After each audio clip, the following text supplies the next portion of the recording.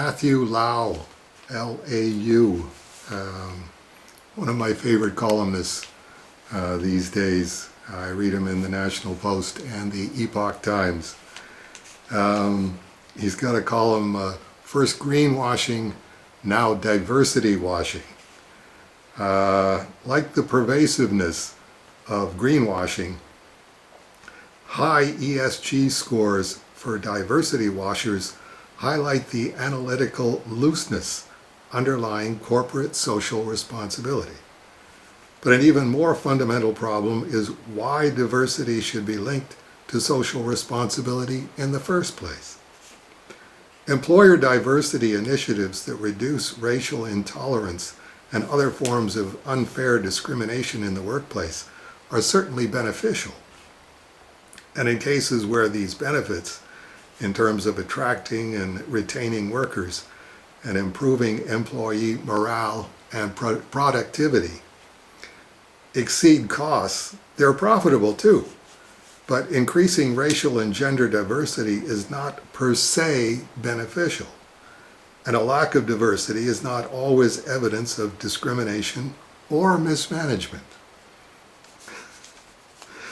Racial diversity of the wait staff in Chinese restaurants in the Toronto metropolitan area is approximately zero. Just about everyone is of Chinese ethnicity. People of European and North American origin account for over 60% of the population, but approximately 0% of wait staff in such restaurants.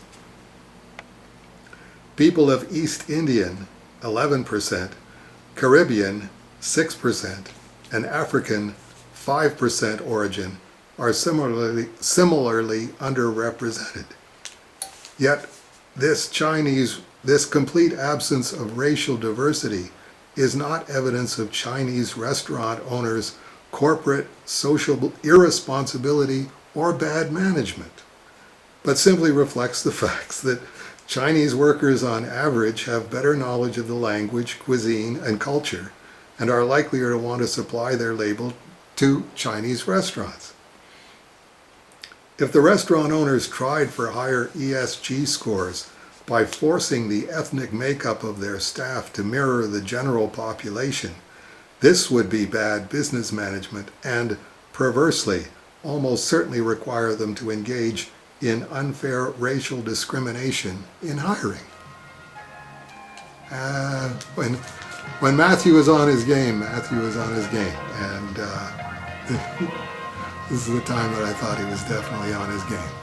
Okay, that'll do it for the weekly update this week. I hope we'll see a bunch of you again next week.